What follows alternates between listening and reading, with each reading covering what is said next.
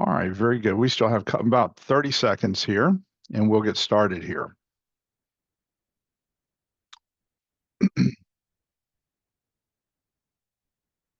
So if you can hear me, you're signed in correctly. We'll get started here in just a moment. All right, so here's our time. So today we're going to be talking about project monitoring, evaluation, and oversight. This topic is kind of an important topic for all of us, whether you're a project manager or whether you happen to be a program manager, because you're trying to make sure that the projects are running the way that they should be running.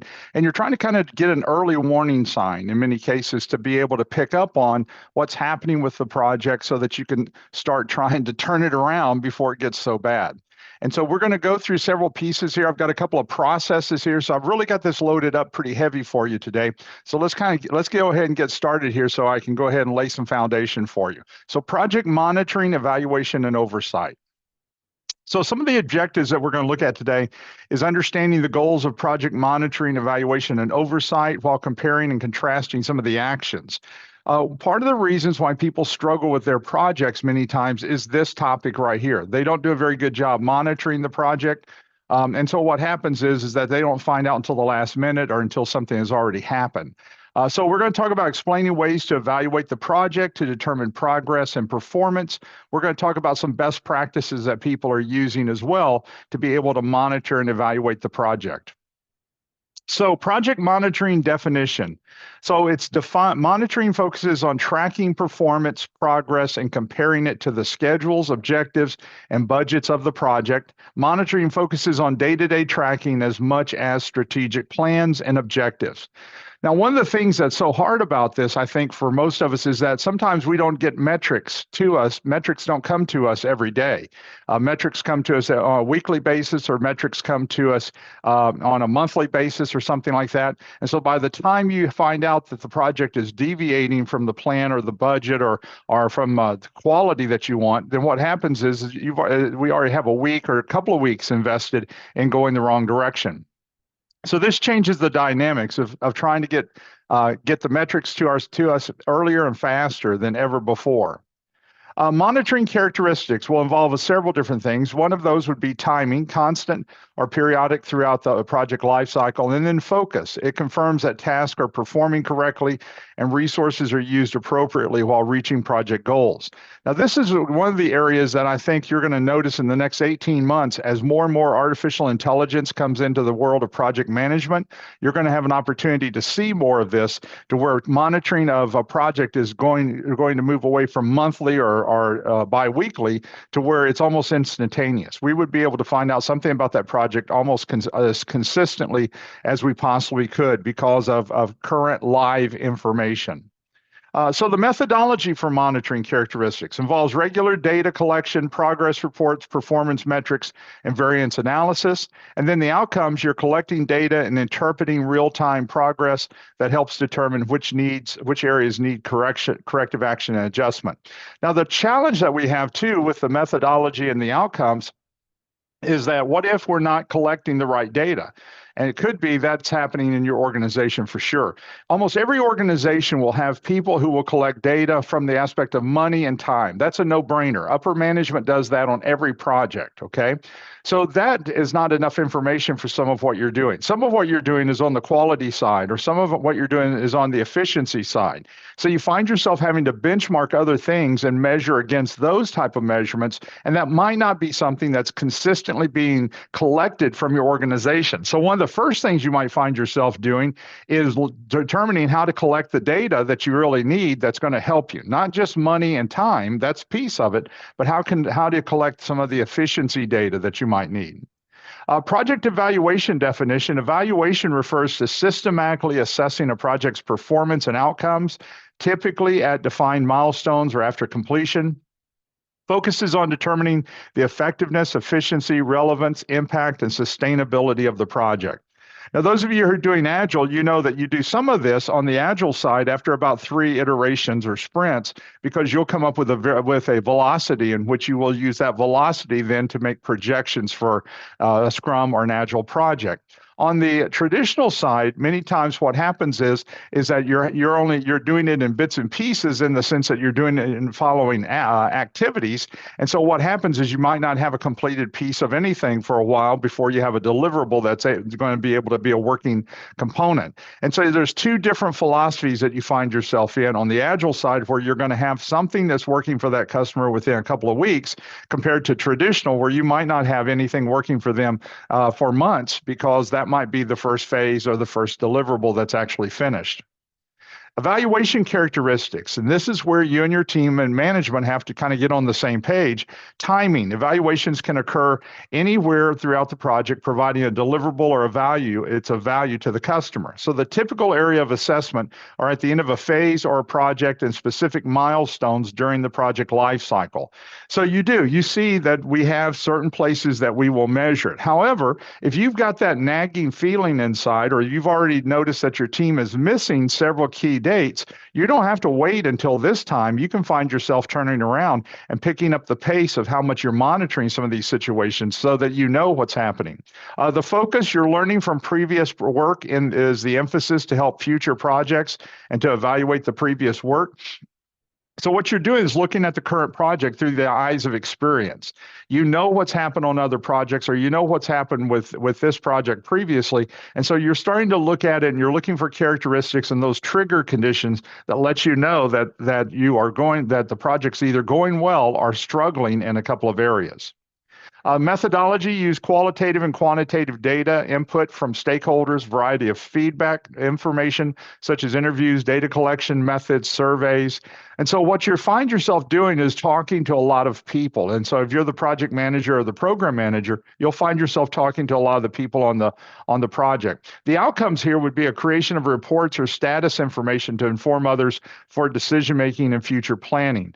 Now, the challenge with this too is that you're collecting the data. You're trying to interpret that data in a quick turnaround, so that you have the capability of being able to give feedback to people and keep the project on track at all times. Project oversight definition. Oversight ensures the project is managed according to contract standards, policies, and regulations. Oversight focuses more on compliance and accountability. And of course, a lot of times when we're doing oversight, many of you are working with vendors, is what you're doing. So you're trying to make sure the vendor is complying with the contract. And the frustration sometimes with that is that you don't see the vendor, and the vendor might be responding to you on a monthly basis, and that might not be enough in some of your situations. And so, for an example, if the vendor has already gotten behind on something, or turned in something that was not the level of quality that you want, you might find yourself also trying to make sure that vendor and you are meeting more than just once a month, or whatever the current timetable is, because the current timetable did not prevent it from quality being an issue. So you're wanting to try to make sure that you're speeding up some of those interactions with that person. And then oversight characteristics would involve timing as well, periodic aligned with significant project phases and deliverables. It might include external reviews or audits. And so when we say audit has a full range of capabilities. It could be something super formal that involves several different people or an entire team doing it, or it could be something as just double checking on certain events where there's been hiccups in the past. Focus would be confirm compliance with contractual, regulatory, and organizational standards, verify that the project's moving in the right direction and achieving the correct value. So once again, it goes on us as a project manager, possibly if we're working with the vendor, to make sure the vendor's complying. But if we're doing it in-house, then once again, and I'm a program manager, then I still should be doing some oversight of these projects to make sure our internal people are doing the project at the level of quality that we want. Methodology for this, it may include audits, external reviews, governance meetings, focus on accountability, risk management, ethical considerations. Sometimes people will actually, this is where people might distort the metrics a little bit, because they're running behind a little bit, but they say everything is pretty much on target. And so they actually give wrong information on purpose, so that nobody is getting on their back, or nobody's watching them. And they might have good intentions, thinking, well, we'll have it all taken care of today. okay. So everything's pretty much on track. And that breeds an element of distrust once somebody finds that out. And so you're wanting to say, look, we're running a little bit behind this morning. We think we're going to have it caught up by tomorrow at 3. And that way you're giving truth. You are behind, but you are also giving, the capability of how and when you're going to get this caught up. The outcome produces reports that ensure the project adheres to governance standards, addresses any potential risk or issues. And so that's going to be an important piece. All right, let's move into the monitoring part. Monitoring does not mean that you're just that you're setting back. Monitoring means that you're double checking some things. As a project manager, as a program manager, as somebody who has a contract with a vendor, you have a right to monitor what's going on. You have a right to know. And so that's one of the pieces that sometimes we think, well, I don't want to be a bothersome. You're not going to be bothersome. You want to know. You need to know. So it's not a bothersome kind of thing. And for somebody to make you feel like it's a bothersome thing, then they're misunderstanding. Your role is monitoring and oversight. Their role is complying and doing what the contract says, or doing what the scope of work is. So when we look at project monitoring, some of the processes would be evaluation types. So is this a formative, ongoing, or a summative post-project? The problem with post-project evaluations, we should be doing those, obviously, but the problem with that, you've already spent your money, your project is already coming up, struggling and are closing out, and it's already had a hiccup. So that's the problem with that. So if you think that this project's not going in the right direction, this is where your monitoring changes. Maybe it is summative kind of post-project evaluation, but now if you've already seen that this project's not going in the right direction, you speed it up. You could move into a different type of monitoring. Criteria could be effectiveness, efficiency, relevance, sustainability, and then tools could be surveys, interviews, performance audits, any of those type of things that you think it's going to be. Now, you don't want to bog it so down to where you're monitoring that you're just living on the front porch of your people all the time, okay? That gets crazy because you're micromanaging them too much to where they can't accomplish anything because they're filling out your silly surveys or your audits or whatever the case may be, and everything's being sucked down. All their time's being sucked up with you. So you're not trying to do that. But if you've had hiccups in the past, you do need to be connecting with these people and make sure that you feel comfortable with what they're saying and what they're doing. And then the reporting piece would be evaluation reports and lessons learned documents.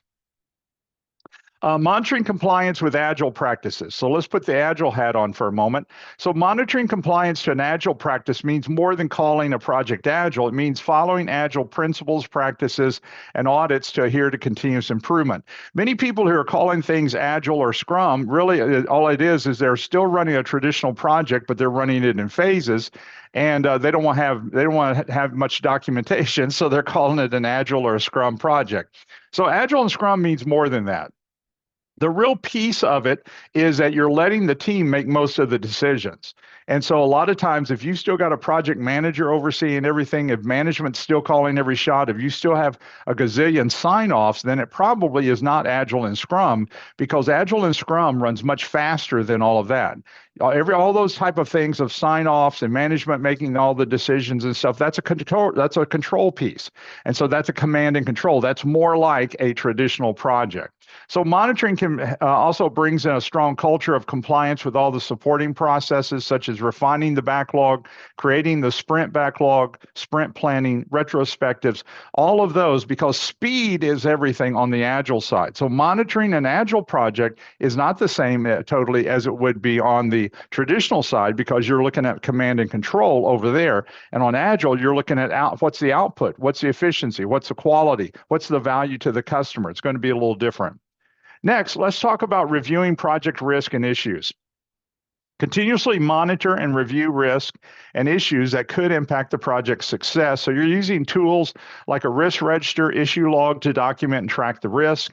And of course, this is an important piece, because risk, if they're left alone and we don't have a mitigation or contingency strategy, could actually sidetrack our project pretty significantly.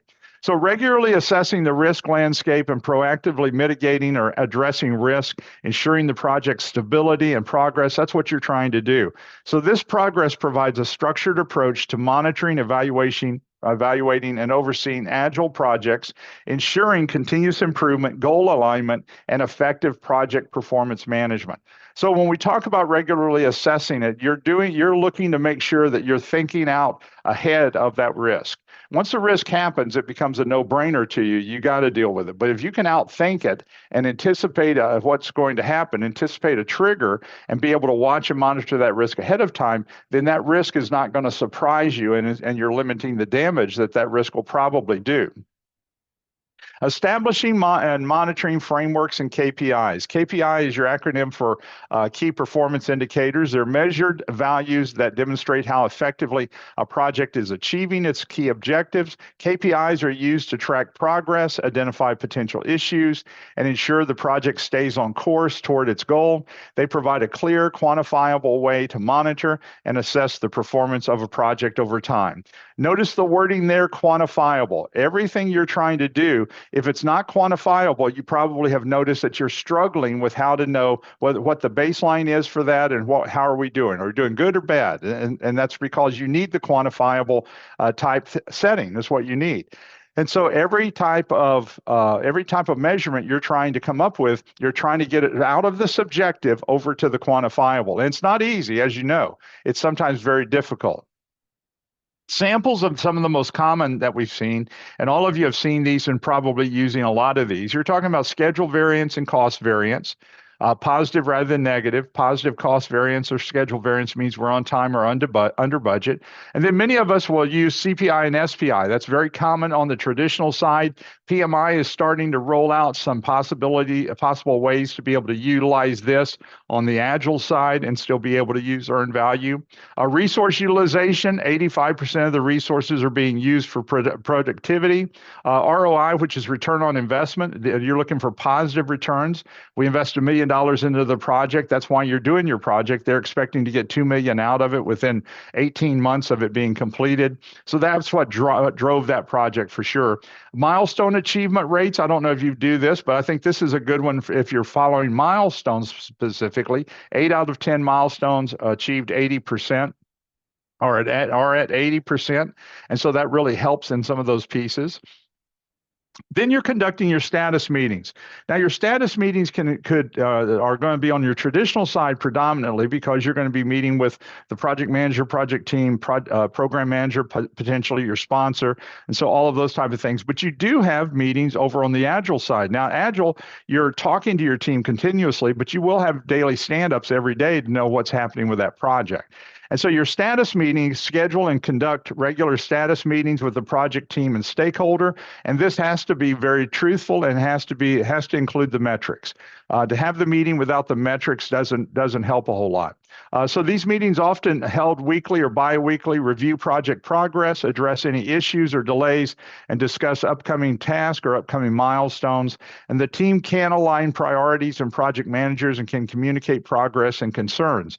So a status meeting, most of us have done these for years. And so what's happened is that's pretty common. You're bringing your updated documents in. You talk about where your project is. You talk about your problem areas, and you come up with a strategy to deal with those. On the Agile side, because in its purest sense, they want us to be co-located, which doesn't seem to work for most of our organizations right now, but it does allow us to be able to have access to each other. The positive thing, there's a lot of positive for co-location, but as we go more and more remote, it makes it much more difficult. But we can still have access through video of each other throughout the day and be able to talk about these things. And then evaluation. So here is an evaluation oversight process flow that I drew out for you guys. So you've got standards and metrics that are feeding into the data collected. And then after the data is collected, this is where it gets kind of time consuming sometimes. You collect the data, which could take some time. Then you turn around and you're looking at the data, and the results are analyzed. The results are then communicated to the team, to the project management office or management. And then what you're doing is you're adjusting the recommendations based on that data. So this is a data-driven type of decision, data-driven decision. And then you're making recommendations. Those recommendations are going to be implemented, and then you're measuring the progress again to see, did that recommendation stop the bleeding? Did it stop the problem we're having? And of course, it feeds right back into data collection. Maybe we collected the wrong data. Maybe we didn't collect enough. And so it allows you to be able to recycle that. In this graphic or in this flow chart, we are looking at project oversight structure. So you've got executive management and project oversight team that are looking at the project. Now, you might call them something different.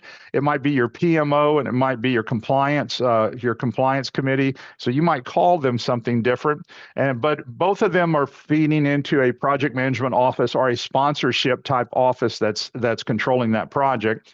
And then you have project oversight manager, standards for project oversight, and then you have project oversight, maybe a contractor, and then maybe your project oversight team, which could work for your current organization, which is also collecting the data to monitor the vendors. And so when you're working with the vendor a lot of times is doing all of these main pieces, and you're making sure that they comply to the contract. And of course, it turns into, or should turn into, a great working relationship between the two, because once again, you're going to be making suggestions to the vendor. You're going to be seeing what's happening, and the vendor knows and that not everything's going to run perfect. And so it really is a tag team type situation there. Traditional approach to evaluation. So if we were working on a traditional waterfall project, you have a post-implementation reviews, which are at the end of the project, but you need a lot of reviews before you get to the end. At the end, you've already spent your money. The project's finished, good, bad, or indifferent, it's over there. So end of phase reviews is a great way to be able to start getting the reviews earlier.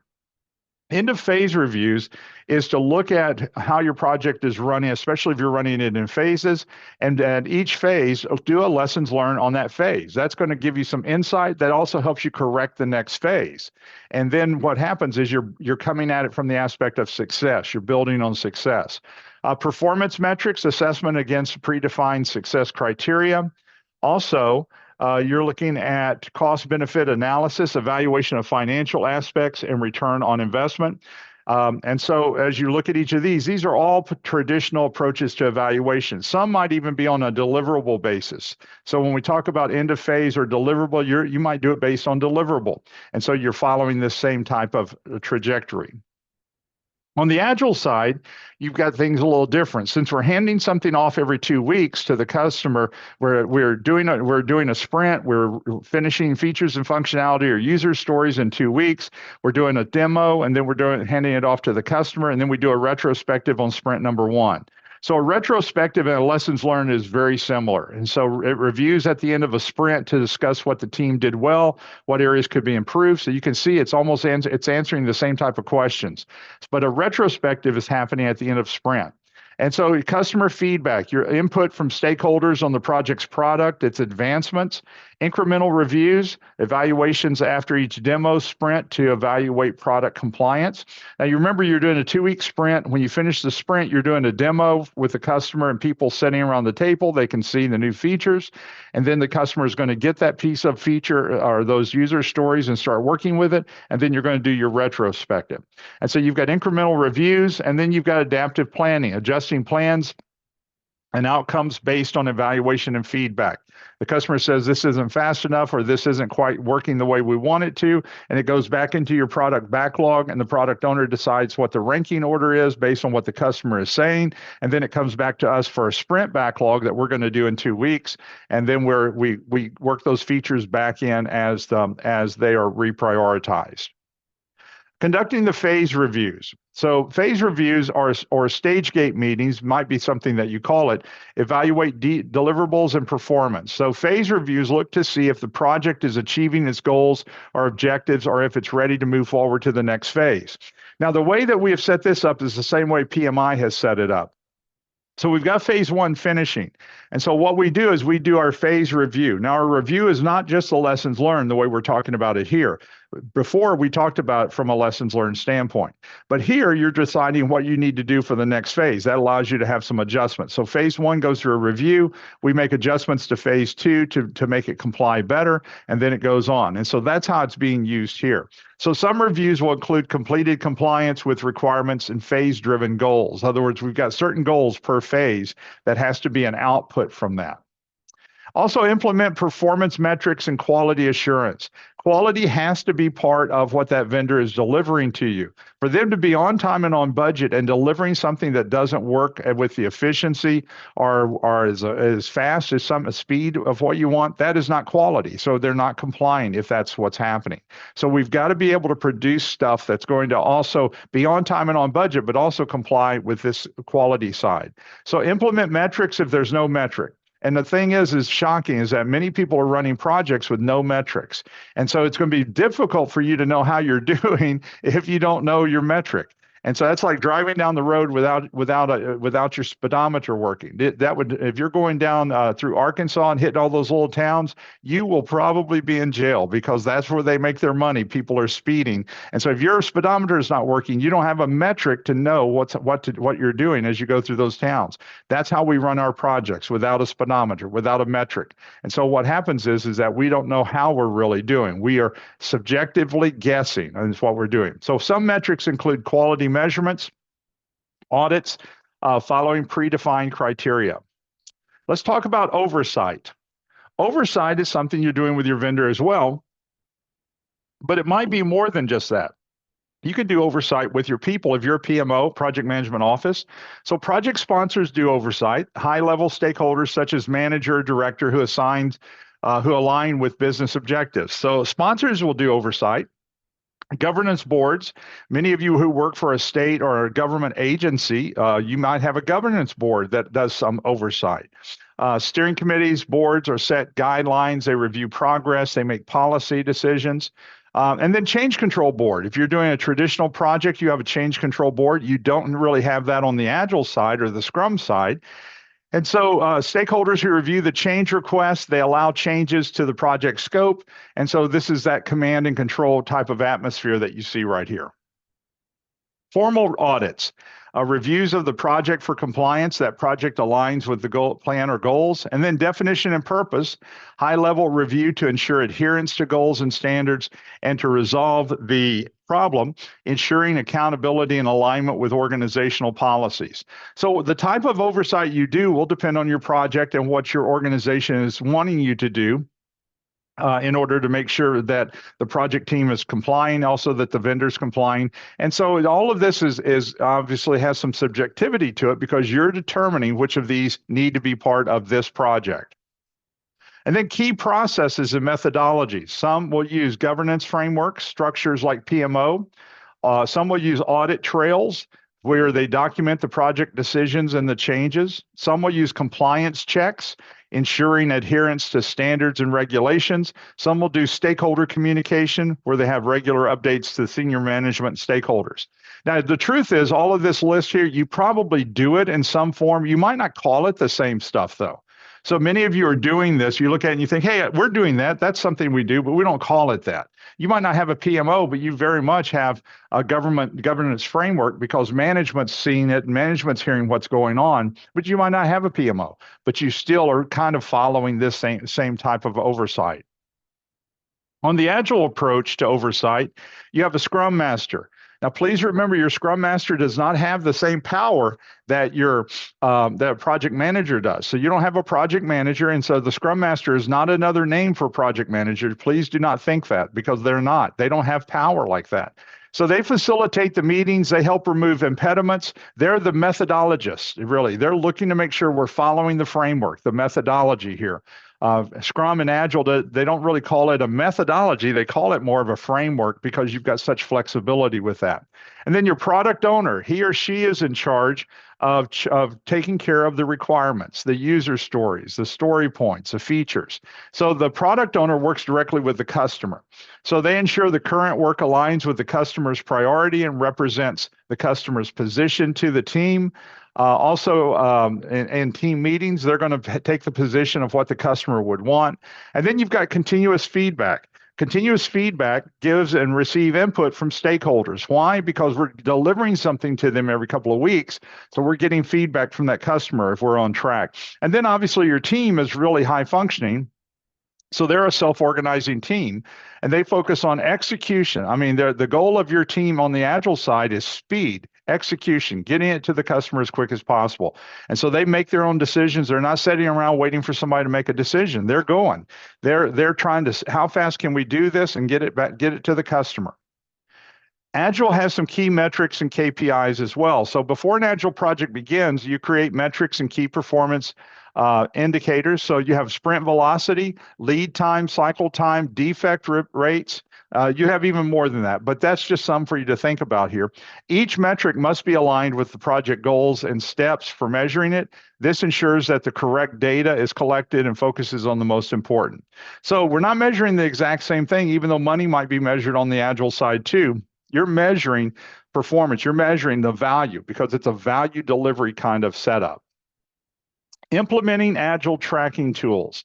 So many organizations have found success in bringing in some of the other tools. And so you might be using a different type of tool, okay?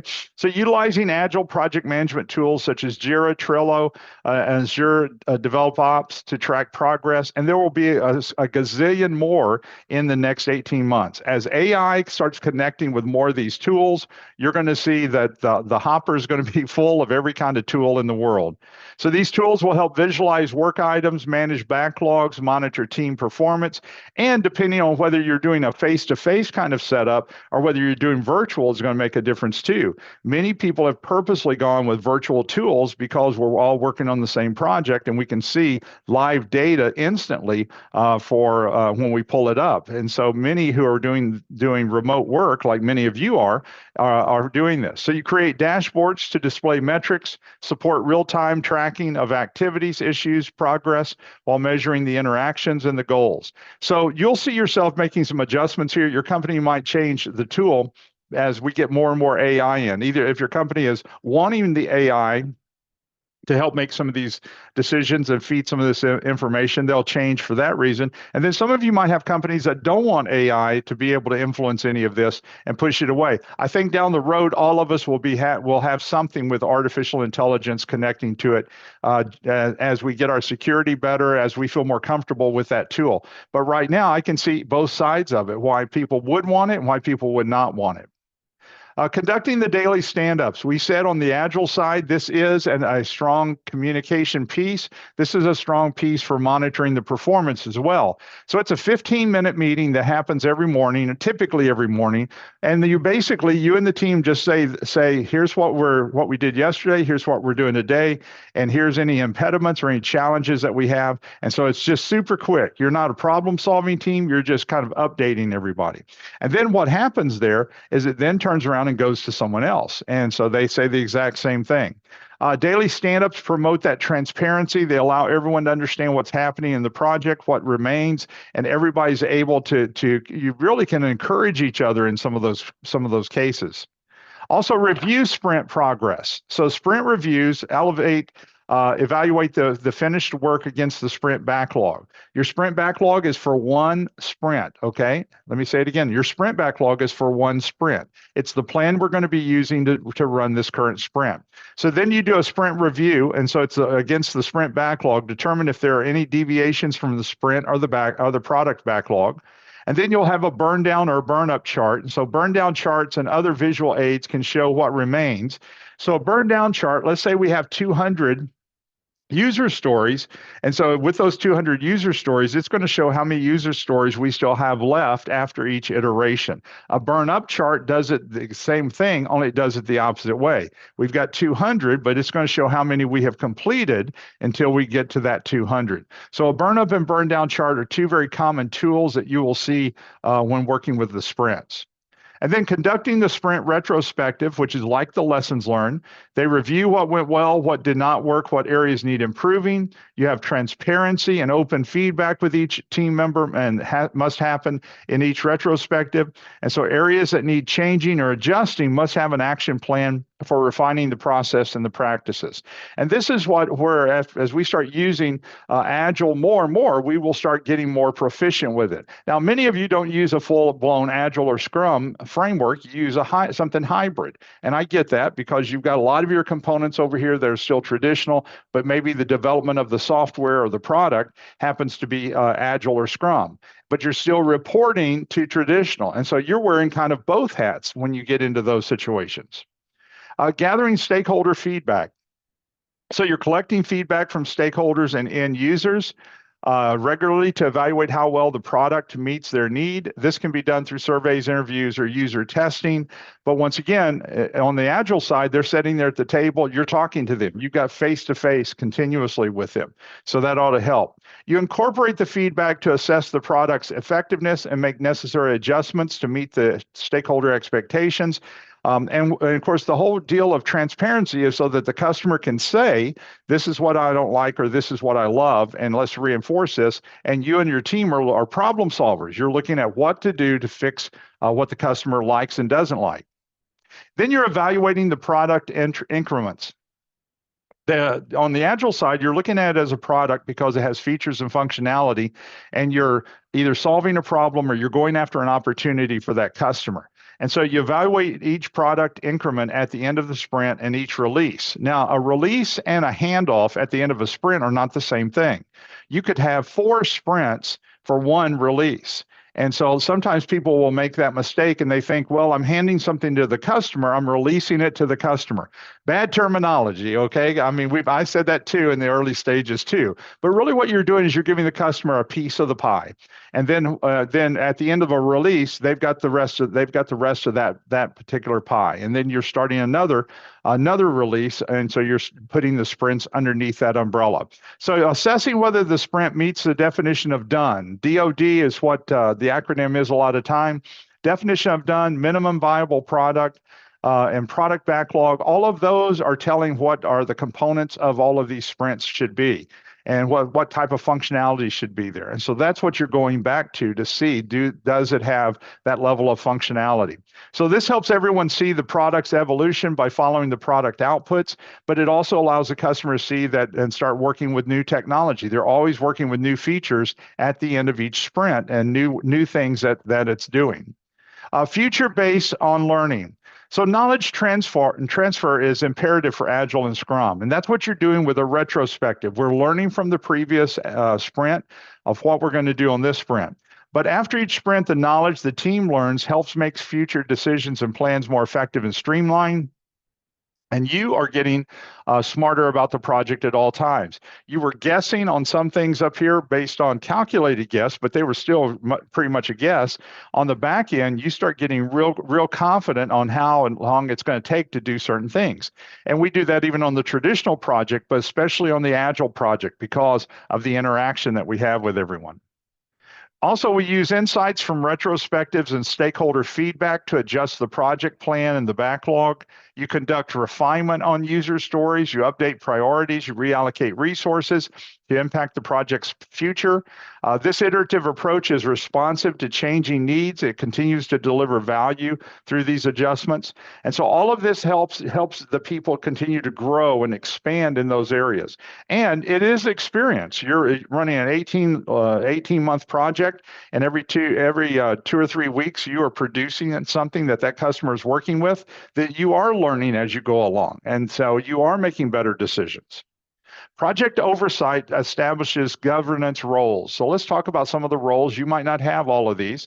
So oversight actors will define and assign key oversight roles. Some roles could be the product owner, scrum master, customer, agile coach, PMO director, and some are more formal than less formal. So we've all worked on projects, and you were never called maybe a project manager. In the early days, of course we did. All of us pretty much did that. And you were the person leading it, but you weren't a project manager. You had some other title. And so it's not title driven as much as it is what role did you play? That's one of the discussions we have with PMPs who are getting ready to get their certification. Well, I was never called project manager. Many people are never called project manager, but you still fulfilled that role. And many of you are wearing multiple hats of these roles. So oversight verifies the project's correctly running with the proper processes. It's following Agile frameworks. Responsibilities are detailed to ensure oversight of the Agile project.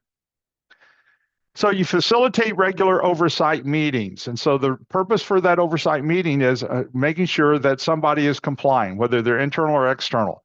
So if you're a PMO, you would be doing oversight meetings periodically on your internal projects. That would be very common. So oversight meetings provide a high-level view of the project progress, verify it's achieving the goals such as value, benefits, or return on investment. So some organizations, in order to combat this and to deal with this, they will have people turn in a report every month or 6 weeks or every quarter to tell what's happening with the project. This report, if you're doing a traditional report, it almost always has earned value management. So they're looking to see at what percentage off you are on the budget. Are you over budget 10%? If you are behind schedule 10%, and usually they have a threshold.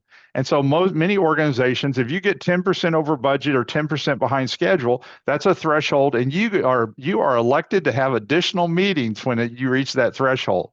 And so these are meetings you're not wanting to have because 10%, they've decided, okay, we want to talk and see what's going on. We're 10% over budget, 10% behind schedule.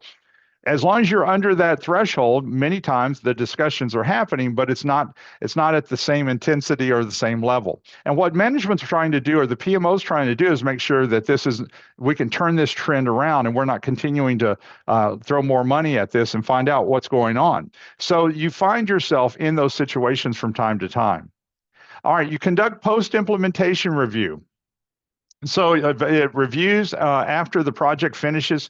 They provide excellent information, but it does not help an ailing project. And so post-implementation review happens after the project's all over with. So the project either finished well or finished bad. It doesn't matter. No changes to the project because all you're doing is reviewing what did happen on the project. Lessons learned sessions and retrospectives can benefit the knowledge of each team member. That's the reason why you're wanting to do it either at the end of the phase or at the end of the sprint. One way lessons learned and retrospectives help the project earlier is to create these reviews after each sprint or phase. Now, what that does, that gives you that early warning system to where you're able to engage with the vendor or you're able to engage with your team early and before it's all over with. The goal is to understand what worked well, what didn't, and how future projects can benefit from these insights. A lot of times people look at this well, this is the time to be blaming everything. You're probably not wanting to spend your time in that area. And the reason is because you're trying to fix the project. You're trying to pull the project back on track, and you're trying to get your people going in the proper direction. Is what you're trying desperately to do. Now, challenges in monitoring, evaluation, oversight. The biggest one. Let's start with the elephant in the room. It's inaccurate data collection. We didn't collect the right data. We didn't collect enough of the data. It could be. And so this is difficult. And a lot of times people will say, well, our company doesn't have mechanisms to do that. That's part of it. Is you have to decide what is the most important metrics for you to be collecting, not what management's collecting, because they're collecting it for a certain reason. Time and money, management collects most of the time. But your view might have to be quality, or your view might have to be compliance. So how are you making sure that this project is compliant? Because that is very, very important on your side. And maybe management's not tracking that side because they're looking at the bigger picture, the strategic plan. So inaccurate data collection, lack of real-time tracking. This is what I hope that AI will be able to do as we see some of these new tools come in to give us live tracking of our projects. Inadequate communication, oh my gosh, don't we all struggle with that from time to time?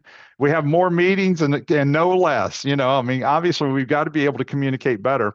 And then overlooking minor issues. We think this is a minor issue. It's not a big deal. One of the things is that those minor issues turn into some major issues sometimes. And I'm not saying invest all our time in minor stuff. I don't mean that. But it does, let's not blow it off, because some of those things are just kind of triggering. When it comes up, it's really a trigger mechanism to let you see something else is getting ready to happen.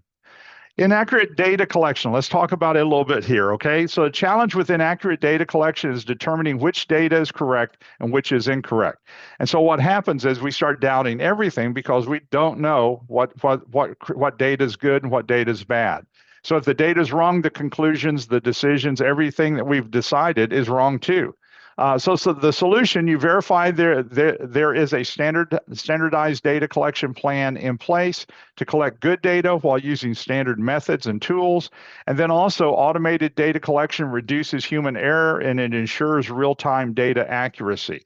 And that's great. That would be our utopia, to have data just coming in, flowing in for us, and you're not having to go out and do it or physically and manually come up with those calculations. So errors are reduced if workers are trained on proper data entry and reporting. You're going to see all of our data take a shift as AI has to pull from big pots of data. You're going to see our data actually start having a much more structured way, a structure for our data to be able to be archived in the future. And so all that will start coming out, and you'll start seeing that we want it to comply because we want AI to be able to pull from some of that. And then lack of real-time tracking, reliance on manual processes, and we all have this right now. It is what it is right now. So industries such as construction still rely on manual time recording and progress tracking. Many of us have this, even though you might be doing software development, you still notice that it's still very much a manual kind of thing. And so we will move away from this as we get more tools that are going to fit for us. And then lack of integrated tools, using tools that either do not integrate or stakeholders who are inexperienced in using the software and preventing continuous monitoring. So everything is going to focus on that monitoring. We might still have hiccups in our project. Of course we will. We will still have things that don't come and work the way they should, of course. But we are going to have something that's going to allow us to be able to increase that monitoring in those areas where we need to increase it without micromanaging everything that's happening. Poor progress tracking mechanism. So inconsistent or no tracking processes prevent an accurate project status in real time.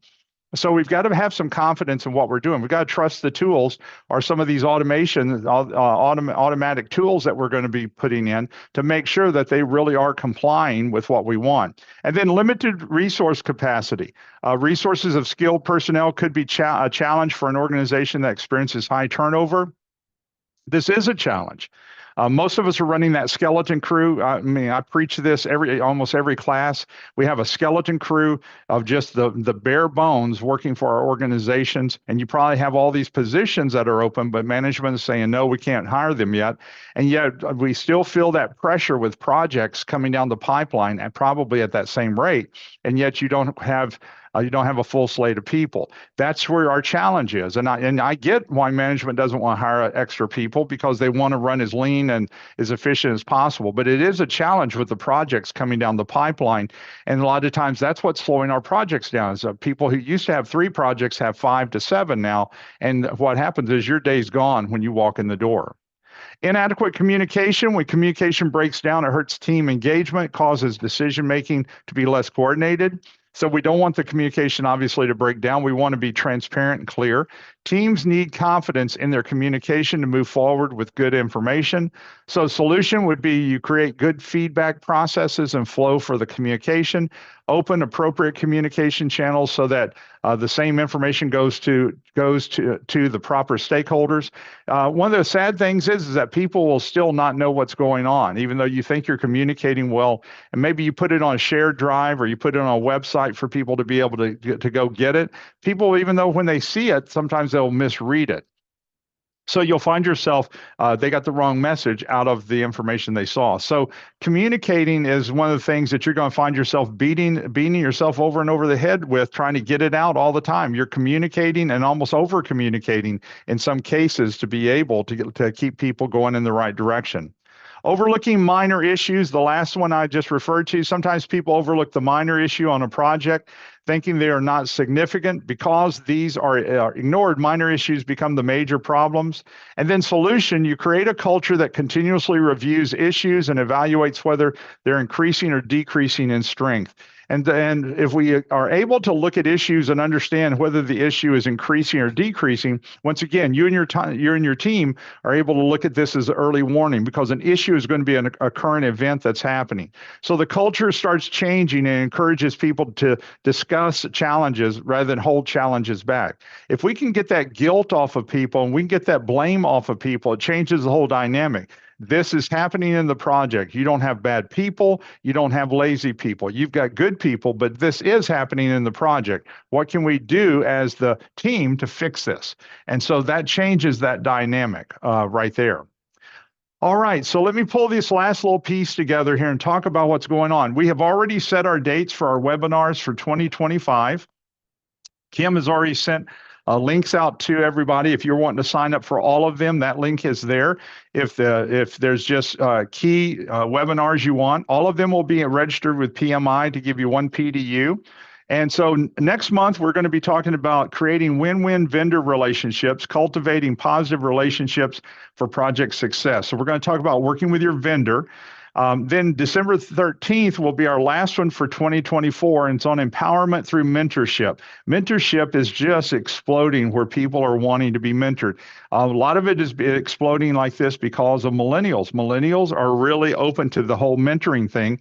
And so that's good because it kind of went out of style for a number of years. And I think some of it was baby boomers were not wanting to share what their expertise was in some cases.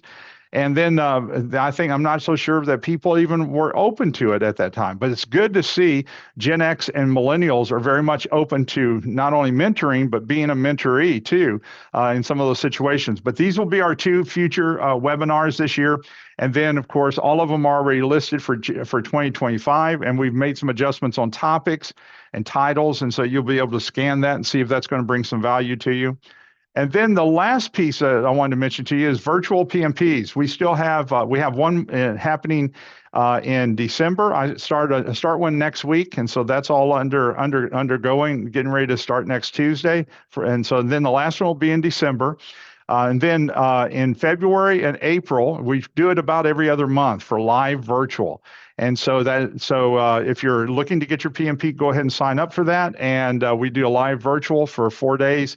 And we're running about 97% first-time passing rate. So you probably, if you're wanting to do this, this would be a good time to do this. And then the last thing, if we can help you in some other way, or if you're wanting somebody to give you some ideas on something, I'd be glad to work with you a little bit and see what you're trying to do. We've got our 800 number here, so don't hesitate to give us a call, and we'd love to be able to talk with you. So we're coming down to the holidays. Won't be long before Thanksgiving is going to be here, which is always a great holiday. And then my favorite time of the year, Christmas. And so we'll have Christmas with all our families coming up. And so it's hard to believe this year has already come. So before I get off here, let me just say one other thing. Please think and pray for the people out in Carolina and down in Florida. Oh my gosh, I got a buddy down there who he still doesn't have any power. He's in Tampa. And so don't forget to think and pray for these folks. This is a horrible thing to watch all these folks go through this almost back to back with these things. So anyway, let me come to a close this morning. Listen, I wish you well. And so thank you so much for taking your time. I hope this was some value to you. And so God bless you guys. Y'all take care. Bye, everybody.